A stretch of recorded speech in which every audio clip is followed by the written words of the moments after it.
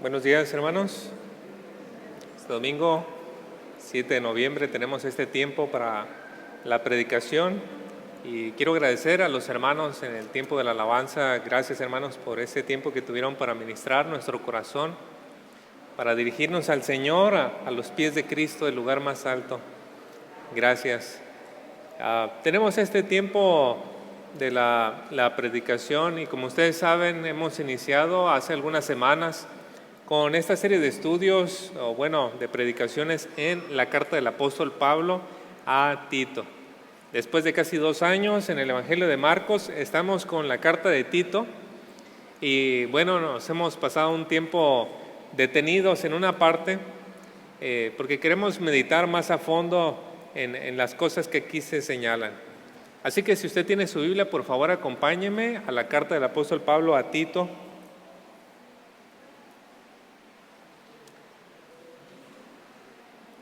Cuando usted la encuentre, le voy a invitar, si por favor me acompaña poniéndose de pie.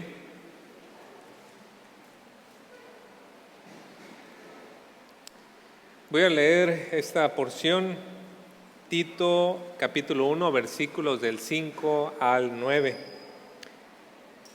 Voy a leer en esta ocasión, en esta Biblia, la Biblia de las Américas, y más o menos donde usted vaya viendo va a darse cuenta que es muy semejante a la Reina Valera. Solamente vamos a continuar con la lectura. Entonces, Tito 1 del 5 al 9. Nos dice: por esta causa te dejé en Creta, para que pusieras en orden lo que queda y designaras ancianos en cada ciudad como te mandé. Esto es, si alguno es irreprensible, marido de una sola mujer, que tenga hijos creyentes, no acusados de disolución ni de rebeldía. Porque el obispo debe ser irreprensible como administrador de Dios, no obstinado, no iracundo, no dado a la bebida, no pendenciero, no amante de ganancias deshonestas, sino hospitalario, amante del bueno, prudente, justo, santo, dueño de sí mismo, reteniendo la palabra fiel que es conforme a la enseñanza, para que sea capaz también de exhortar con sana doctrina y refutar a los que contradicen. Oremos, hermanos. Una vez más, Padre Celestial, reconocemos nuestra gran necesidad de usted para iluminar nuestro entendimiento y para guiarme a mí con su Espíritu, con su gracia, Señor, para poder ministrar en una manera conforme su poder y no según mi capacidad. Señor, este es el pueblo suyo que usted está preparando para ese encuentro maravilloso y por eso queremos rogar para que nos ayude. Padre, sé que este es su deseo y por eso me siento en confianza de pedirle esto y saber, Señor, que usted va a responder porque es conforme a su voluntad. Oramos pidiendo esta bendición entonces, Señor, y que nos ayude a cada uno de los que estamos aquí y tenemos el gran privilegio de también tener hijos, nos ayude sobre esta gran responsabilidad, Señor. Y usted ayude a la iglesia a que puedan existir familias fuertes, y familias que puedan causar un impacto también en la sociedad, pero sobre todo familias que se preparan para el día de Jesucristo. Gracias, Señor. En sus manos estamos y pedimos todo esto en el nombre de Cristo Jesús. Amén. Pueden tomar su asiento, hermanos. Gracias. Estamos en la segunda parte, hermanos, de lo que hablamos o del tema acerca de la designación de ancianos. Y quisiera recapitular un poco de lo que hemos visto.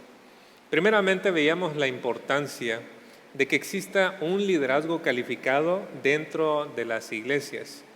Pablo le escribió a Tito, como pudimos ver en el versículo 5, que estableciese ancianos. Y esa necesidad obedecía, esa orden obedecía a la necesidad de que las iglesias tuviesen cierto orden. Una de las primeras necesidades para establecer orden en una iglesia, establecer orden en una sociedad, es que haya un liderazgo calificado. Usted podrá recordar, y yo tengo muy claro este recuerdo, en el tiempo del huracán Odile, unos 2, 3 días después, salí para visitar a mis papás para ver cómo habían estado, porque pues las calles eran imposibles de llegar hasta allá, así que me fui caminando desde mi casa para allá. Y en el camino surgió ese rumor de los delincuentes que habían escapado del Cerezo, ¿verdad? Inmediatamente la gente salió de sus casas con machetes, con cosas, estaban en las esquinas de la calle. ¿Qué sucedía? ¿Cuándo? ¿Cómo? ¿Por qué? Nadie daba razón. Solamente la gente estaba muy alborotada. De repente, en uno de los fraccionamientos que llegué a pasar, la gente sí se empezó a organizar y llegaron 2 o 3, pusieron sillas, se subieron en esas sillas y empezaron a decir a la gente: necesitamos hacer esto, esto y el otro, pero había mucho bullicio. La gente hablaba mucho de esto y la voz de aquellos que querían calmar y dirigir a las personas no se escuchaba muy bien. Entonces uno dio una idea y el otro le dijo: no, pero es que esto y esto y el otro, y empezó como un debate. Y la cosa es que, bueno, uno de los que estaba en la silla dijo: ¿saben qué? Allá ustedes, cada quien haga como quiere. Ese intento de organización se deshizo y cada quien para sus casas.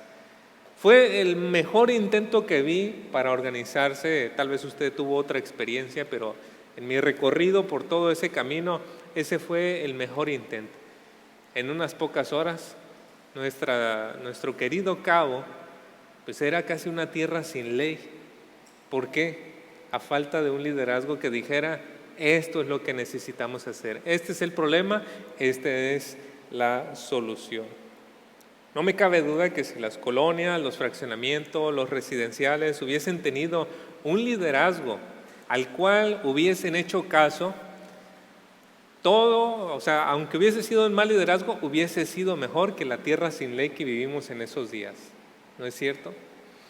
La verdad es que la figura de un líder es muy importante, pero es muy difícil que se dé en nuestra sociedad. Simplemente en las votaciones, hermanos. Usted le pregunta: ¿por qué? ¿Por quién estás votando? La gente no vota por un representante. La gente vota por alguien que los castigue menos. Ese es en verdad el asunto. O sea, votamos por alguien que no nos vaya a subir los impuestos y que no nos vaya a castigar. Pero ¿miramos realmente a alguien que pueda representarnos como un líder delante de una asamblea? Así que existe una crisis de liderazgo en nuestra sociedad. ¿Y por dónde podemos empezar siempre que hay desorden? Irónicamente, para poder empezar al orden, tiene que haber un liderazgo calificado, establecer un liderazgo calificado. Pablo lo entendía y le dijo a Tito: necesitamos tener orden en las iglesias en Creta. ¿Dónde vamos a comenzar? Estableciendo ancianos, estableciendo líderes calificados para poder hacer eso. Pero esa es la importancia. Hablamos también acerca del propósito de tener un liderazgo calificado, y el propósito es que estos líderes puedan guiar a la iglesia, puedan ayudar a la iglesia a seguirla preparando para un día especial. Hablamos que esto es muy semejante a una boda. Y bueno, una vez que el novio le propone matrimonio a la novia, pues lo que sigue es la preparación, ¿no? Y nosotros estamos justamente en ese ínter mientras los líderes están preparando a la novia para el encuentro con Cristo. Esta iglesia que Cristo redimió, como vimos en el principio, que Cristo redimió con su sangre, se está preparando para el encuentro con Él. Entonces el liderazgo tiene que enseñar con el ejemplo, el liderazgo tiene que enseñar con las Escrituras en una manera fiel y pertinente para que la iglesia se prepare para ese día especial. Por eso son tan importantes las características del liderazgo en la iglesia. Y quiero decir que estas características, y nuevamente enfatizar, no son características para el que ya está, sino para el que aspira al puesto. Eso significa que tiene que ser la manera en que nos conducimos normalmente en la iglesia, y que de entre los hombres que tienen estas características se puedan seleccionar personas que puedan ser aptas para dirigir la iglesia. Así que cuando voy a estar exponiendo estas características, quiero exponerlas en una manera que primero me confronta a mí, y en segundo lugar, que nos ayude a todos nosotros. Es mi intención. Así que la semana antepasada nosotros iniciamos con las características de este liderazgo en Tito 1:6, hablándonos acerca de la vida familiar del anciano, del líder, del obispo, del pastor, todos son lo mismo. Y nos dice en la vida familiar que tiene que ser marido de una sola mujer, y luego dice acerca de los hijos. Así que hoy vamos a continuar con este aspecto, la vida familiar del anciano. Y hermanos, debo reconocer en este punto que soy joven para hablarles con toda la sabiduría y la experiencia con que me gustaría hablarles como quizá en unos 20 años. Hace unos 9 años tuve el gusto de poder enseñar acerca de cómo ser un buen esposo y cómo ser un buen padre. Y bueno, yo tenía 2 años de casado y mi hijo más grande tenía como algunos meses. Entonces, sí, vi mucho escepticismo en algunas parejas y algunas parejas pudieron llegar conmigo y con justa razón se me acercaron y me dijeron, eres muy joven para hablar acerca de este tema. Y quiero reconocerlo con humildad, hermanos. Sí, creo que la experiencia y la sabiduría de la palabra de Dios añade mucho, pero quiero decirle que al menos en el recorrido que llevo y lo que puedo enseñar, aunque no sea muy, muy largo, confío en que ustedes van a poder reconocer que es el camino correcto y que de seguir por ahí, seguimos por el buen camino. Así que quiero limitarme a las cosas que en verdad he podido experimentar, que estoy seguro que son bíblicas, que son evidentes y que van a ser de ayuda si usted puede implementarlas en su familia, con su esposa, en la relación con sus hijos. Con esto dicho, hermanos, quiero que pasemos ahora sí directamente a nuestro texto. La semana antepasada veíamos que el líder tiene que ser marido de una sola mujer. Esto es decir, él tiene que estar dedicado a su esposa. Él tiene que tener ojos para su esposa y ninguna otra mujer. Agradarle a ella, hacer que ella pueda disfrutar de la relación del matrimonio. Y este requisito lo señalamos que es muy importante, ya que de esta manera el líder muestra que es competente para dirigir también la iglesia. Si usted puede tener a su esposa contenta, feliz y lleva un buen matrimonio, pues significa que usted ha sacrificado cosas, significa que usted se ha esforzado, significa que usted ha sido servicial, atento, amoroso, ha dejado de pensar tanto en sí mismo y está pensando en ella. Si usted ha logrado eso, entonces eso mismo es lo que tiene que suceder con el pastor en la iglesia. Dejar el amor propio y poder servir en una manera sacrificada, entregada, fiel, constante, allí en la iglesia. Por eso quien demuestra tener un buen matrimonio está mostrando aptitud también para ser un buen líder en la iglesia.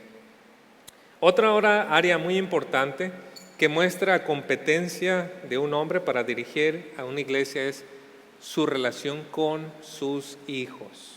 Por eso dice el versículo 6, que tenga hijos creyentes que no estén acusados de disolución ni de rebeldía. Primeramente hay que notar aquí, hermanos, algo que los comentaristas señalan. El versículo dice que tenga hijos creyentes. Y hay que pensar que esta no es la única traducción que se puede ofrecer para ese texto. La palabra creyentes en el griego pistos también se puede traducir como confiable, fiel. Por ejemplo, en Lucas 16:10, que van a tener ahí en pantalla, nos dice este pasaje, el que es fiel, y utiliza la misma palabra pistos que aparece en Tito 1:6, el que es fiel en lo muy poco, es fiel, también otra vez la palabra pistos, también en lo mucho. Y los comentaristas hacen este señalamiento porque tener hijos creyentes, hermanos, esa es obra de Dios. Yo no puedo transformar ni cambiar el corazón de mis hijos, ni usted lo puede hacer. Es algo personal entre ellos y Dios. Claro que podemos traerlos a la iglesia, claro que podemos abrir la Biblia, claro que podemos hacer muchas cosas, pero la salvación es del Señor. En cambio, tener hijos confiables, sí que tenemos mucho que ver ahí. Y por eso los comentaristas, y me uno a ellos, dicen, deberíamos mejor traducir este versículo, que tenga hijos confiables. Y esto va muy de acuerdo con lo que sigue, porque dice que no estén acusados de disolución ni de rebeldía. Aclarado este punto, hay una observación que quiero hacer. Es evidente para la mayoría de nosotros, hermanos, que los hijos en la mayoría de los casos son un reflejo de nosotros. Todavía recuerdo a mi profesor de cívica y ética en la secundaria, asustándonos, diciéndonos, viéndolos a ustedes conozco a sus papás. Y yo, ¿a poco sí? ¿Cómo le hace, verdad? Y bueno, en gran medida así llega a suceder, ¿no es cierto? Ve uno a los hijos y cómo se parecen a nosotros. Casi siempre decimos cómo se parecen a su mamá, ¿verdad? Cómo se parecen a su papá, pero solamente en las cosas en donde nosotros no estamos muy contentos.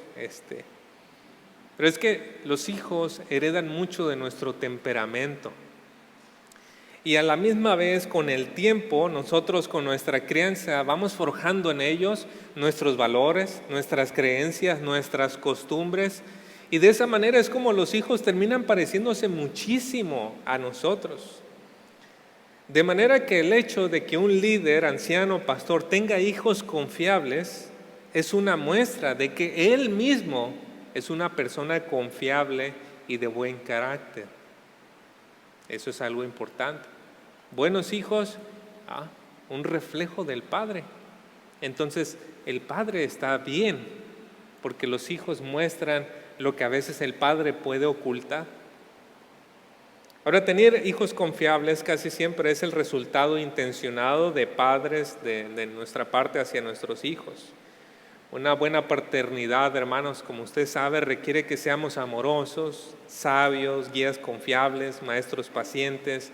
Requiere que sepamos corregir y tener en claro que queremos verles progresar.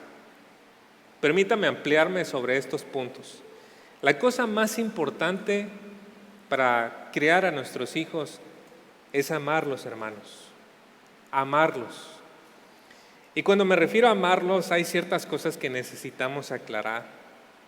Amar a los hijos no significa que no prestaremos atención a sus maldades. Mire, tengo dos pasajes. Proverbios 13:24 nos dice: el que escatima la vara odia a su hijo, mas el que lo ama lo disciplina con diligencia. Proverbios 29:15 también nos dice: la vara y la reprensión dan sabiduría, pero el niño consentido avergüenza a su madre. Y la verdad, hermanos, es que los padres tenemos un punto ciego cuando se trata de nuestros hijos, ¿no es cierto?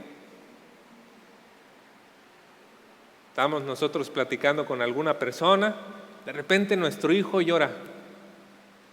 Ya le hicieron algo. Vamos allá. Están todos los niños ahí y le decimos, ¿qué le hicieron a mi hijo? Y ahí ya sacamos a nuestro hijo, ya, mi hijito, mi hijita, ¿verdad? Y todo esto. Y ya, no, sí vas, vente para acá. No, ya no te juntes ahí con ella. Y lo ponemos ahí a un lado, ¿no? La ponemos a un lado. Y fue nuestro hijo el que causó todo el problema, nuestra hija, con todos los que estaban ahí, ya estaban que no lo aguantaban y simplemente lo empujaron tantito y lloró. Pero tenemos ese punto ciego. Y luego el hijo crece, es un adolescente y los profesores llegan y dicen, no señor, su hijo es un niño difícil, es un niño rebelde. Y el niño, no mamá, es que el profesor no me entiende, yo sí le entrego las tareas y todo. Estos profesores, estos directores, ¿cómo no tienen un poquito de paciencia? Y el problema son los profesores y los directores. Y luego llega una llamada y es la policía. Señora, tenemos a su hijo detenido. Estuvimos ciegos todo el tiempo y no nos dimos cuenta de la maldad de nuestros hijos. A veces hasta muy tarde, cuando ellos están en las drogas, cuando ellos están en ciertos problemas. Un familiar mío se me acercó y me dijo: ay, mi hijo, tu primo parece que ya anda con una muchacha bien, porque todas las muchachas con quienes han andado siempre bien difíciles. ¿Sabe qué? Me cuesta creer eso. O sea, mi primo es una persona agradable, pero ella anda pegándole a los 40. Y me cuesta creer que siempre el problema han sido las mujeres. Y otra persona lo ve y dice: ay, cómo ama a su hijo. No, hermanos, eso no es amor. De acuerdo a la Biblia, eso es odio, porque no logra ver la maldad de su hijo para hacer algo al respecto y corregir. Entonces, amar a los hijos no significa que nos hacemos ciegos a sus problemas. Amar a los hijos no significa que tenemos que sobreprotegerlos también. La sobreprotección es tan peligrosa en el corazón de nuestros hijos como la falta de cuidado y corrección. Los hijos que van creciendo en un ambiente demasiado estrecho se sienten oprimidos y bueno, viene el tiempo de la universidad cuando salen y es un desenfreno en sus vidas. ¿Por qué? Porque ahora tienen la libertad de horario, de hacer esto y el otro y de expresar el enojo que han sentido hacia sus padres. Tenemos un ejemplo en la Biblia de alguien que pasó esa situación. Segundo de Crónicas 24, del 1 al 3 nos dice: Joás tenía 7 años cuando comenzó a reinar. Un rey a los 7 años, imagínese eso. Y reinó 40 años en Jerusalén. El nombre de su hermana era Sibia de Berseba.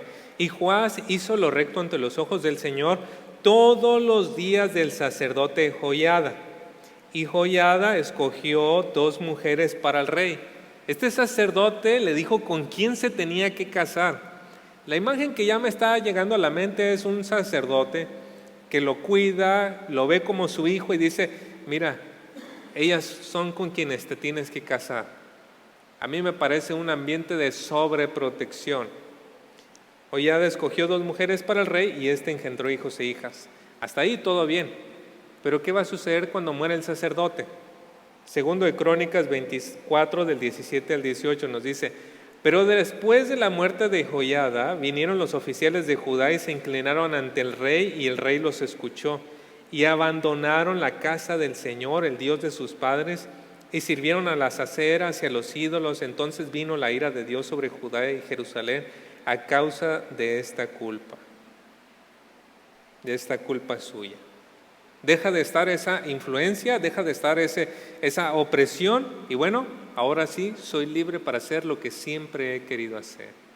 Y hermanos, no es fácil saber qué tanta libertad debemos de darle a nuestros hijos. Yo sé, y con lo que he platicado con ustedes, es difícil saber si lo debo dejar salir, no lo debo dejar salir, debe de tener esta amistad, no la debe tener. No es fácil, hermanos. Pero es preferible en este punto equivocarnos en el lado en el que fuimos un poquito estrictos y no dejarle tampoco tanta libertad. A fin de saber hasta dónde podemos darle libertad a nuestros hijos, debemos mantenernos informados acerca de sus prácticas. ¿Qué están haciendo los muchachos a esa edad?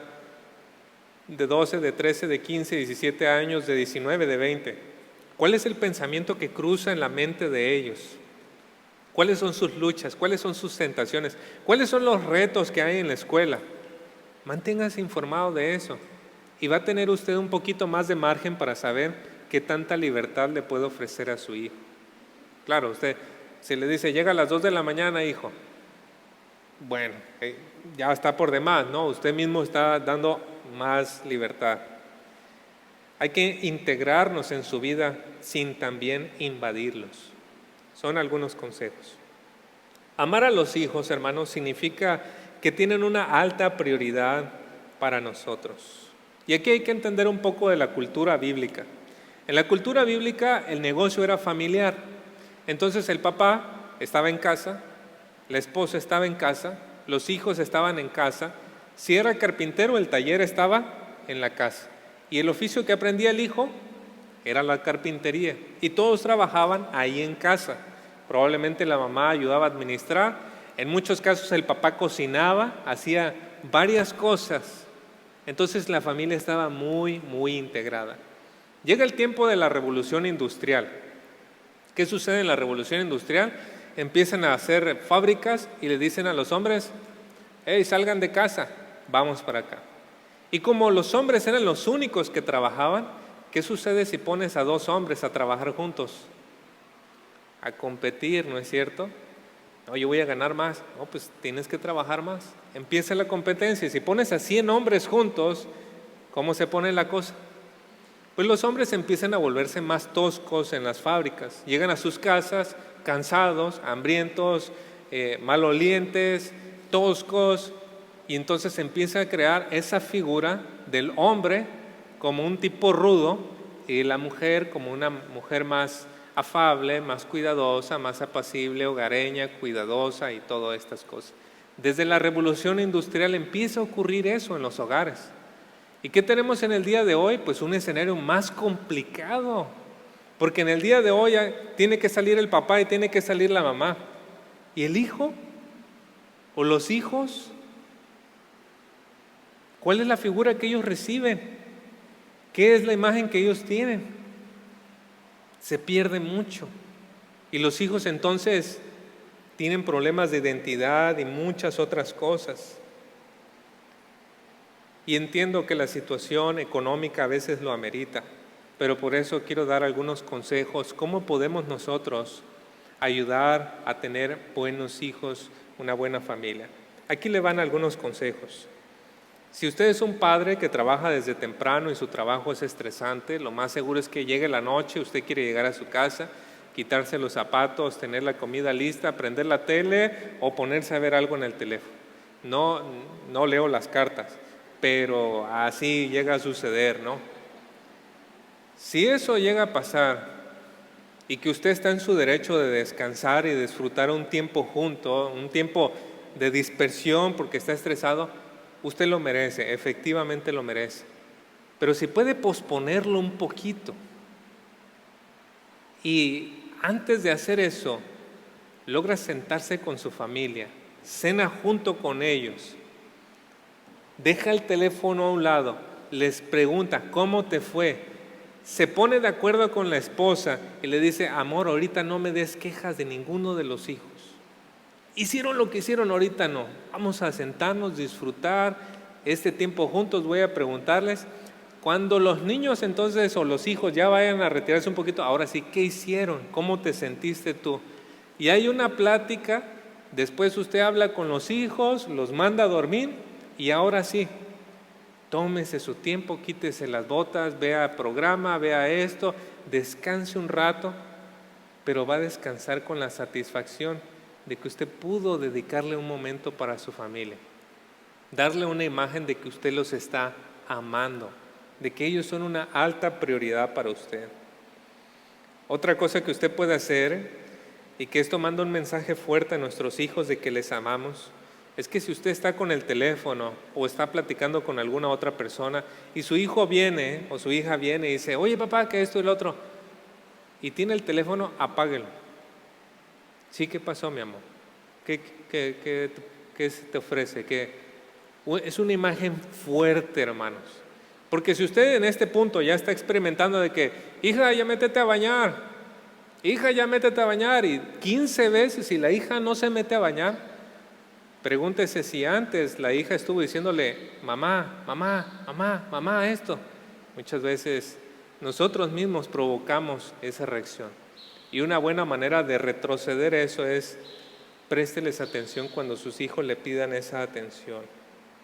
Si usted ya quiere un compromiso con su hijo, con su hija, hay que cumplirlo. Ellos van a saber que usted es una alta prioridad para ellos. Si va a conseguir un trabajo, prefiere usted el que le dé más libertad de horario que el que le da un mayor salario. Porque cuando uno pierde a su familia, ¿cuánto dinero puede pagar para recuperarla? No se puede pagar suficiente, pero si usted conserva a su familia, habrá ganado el mundo entero. Si usted tiene un trabajo en el cual puede involucrar a su familia, involúcrela. Aunque sea recogiendo tornillos o haciendo alguna cosa, involucre a su familia para que usted esté cerca de ellos y pueda compartir un poco de lo que usted es para ellos. Entonces ya hablamos acerca de amar a nuestros hijos. Pero también es importante ser un guía confiable, hermanos. Para ser un guía confiable, usted tiene que esforzarse, yo también, en aprender y enseñar. Esto es lo que nos dice Proverbios.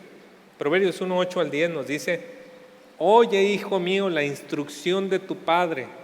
Para que nosotros podamos enseñar, tenemos que haber aprendido. Y no abandones la enseñanza de tu madre, porque guirnalda de gracia son para tu cabeza y collares para tu cuello. Hijo mío, si los pecadores te quieren seducir, no consientas el consejo de un padre. Proverbios 3 del 11 al 12 también nos dice: hijo mío, no rechaces la disciplina del Señor, ni aborrezcas su reprensión, porque el Señor a quien ama reprende como un padre al hijo en quien se deleita. Si usted lee el libro de Proverbios, usted va a encontrar consejos: cómo conseguir una buena esposa, cómo tener un buen trabajo, cómo ganar más dinero, cómo conservar, cuidar su salud. Hay consejos para cada área de la vida. Aplíquelos y conviértase en un buen maestro para su hijo. Dele esos consejos. La mejor herramienta que usted puede darle a su hijo es educación. Así nos dicen, ¿no? Efectivamente, educación, discernimiento. Ayúdele a su hijo a ver qué es blanco y qué es negro. Ayúdele a su hijo a diferenciar entre lo bueno y lo malo. Dele esas herramientas y el día que usted lo deje salir, él va a decir: no, papá, yo no participé de eso. No, mamá, yo no hice eso. ¿Por qué? Porque sabía que me iba a llevar a malas consecuencias. Pero para lograr eso, hermanos, hay algo muy básico. Para poder ser guías confiables, tenemos que tener buenos puentes con nuestros hijos. Y permítame brindarle unos consejos cómo tener buenos puentes de comunicación con nuestros hijos. Primero, piense cómo es la comunicación con su hijo. ¿Buena, regular o mala? Si usted le habla, ¿él escucha? ¿Escucha lo que usted dice? ¿Hace caso a lo que usted dice? Si usted no tiene una buena comunicación con su hijo, en algún punto de su crecimiento la perdió. Algo sucedió, algún error usted cometió, alguna cosa cometió que cortó esa comunicación. Y tiene que llegar con su hijo con humildad y con la gracia de Dios y decirle: hijo, hay algo que pasó por lo cual nosotros ya no tenemos esa misma comunicación. Y se podrá dar cuenta que su hijo va a tener 2 o 3 cositas quizá que pueda señalarle. Sí, mamá, sí, papá. En este punto empezó a perderse la comunicación. Yo ya no tenía confianza en contarte mis cosas, en decirte por esto que me dijiste, por esto que pasó, así, así, así. Y en ese momento es momento de que usted sinceramente no se justifique ni diga: es que pasó por esto. Hágase responsable de aquellas cosas que usted pueda ver claramente en qué falló. Y diga: perdón, hijo. Perdón, sí fallé, sí hice eso, perdóname. No quiero continuar con esta comunicación tan difícil contigo. Si la comunicación no es muy buena, en un punto intermedio vamos a decir, y su hijo le está contando o su hija le está contando algo, no le interrumpa, no le juzgue rápidamente, porque su hijo le está contando alguna cosa y le está teniendo esa confianza. Téngale paciencia, porque ¿sabe qué? El Señor tiene paciencia con nosotros. Cuando vaya a platicar con su hijo de alguna de estas cosas, no se victimice. Se pierde mucha confianza cuando nosotros caemos en eso. Cuando se dé una buena plática, hermanos, tenga en mente esta imagen. Cuando, no sé si ustedes vieron la película del náufrago, cuando estaba tratando de sacar fuego y estuvo ahí, ¿no? Ya con las llagas así en sus manos y estaba ahí dándole vuelta al palito para que pudiera salir y sale un poquito de humo y empieza y ya sale así la llama y empieza a gritar y a gozarse y esto y lo otro, ¿no? Bueno, hermanos, hay veces que se da una plática espontánea. Siga sígale echando un poquito de vientecito y vaya avivando usted eso. Genere esa conversación, esa confianza, ese puente. Y finalmente, sea agradecido con cada plática que tenga con su hijo, con su hija. Dígale, gracias por haber hablado conmigo. ¿Sabe qué va a suceder cuando sea más adelante? Su hijo va a decir, gracias papá, por el tiempo que también me dedicas. Gracias mamá, por eso. Ya vemos, hermanos, que tener un buen hogar, una buena esposa, una buena relación con la esposa, una buena relación con los hijos, es un trabajo arduo, ¿no es cierto? Pero es uno que trae una muy buena recompensa. Y queridos hermanos, he querido darme el tiempo de hablarle de estos 2 puntos con el propósito de poder ayudar a que nuestra iglesia tenga familias fuertes. Que nosotros podamos juntos, hermanos, tener una buena familia, una familia fuerte, para que estando afuera, la gente pueda ver y decir, qué bonito. Pero no para que nosotros así nos alcemos y todo. No, hermanos, para que podamos decir, nuestra esperanza es Cristo. Y si algo podemos tener, es por la gracia de Dios. Pero tener familias fuertes también, ¿para qué, hermanos?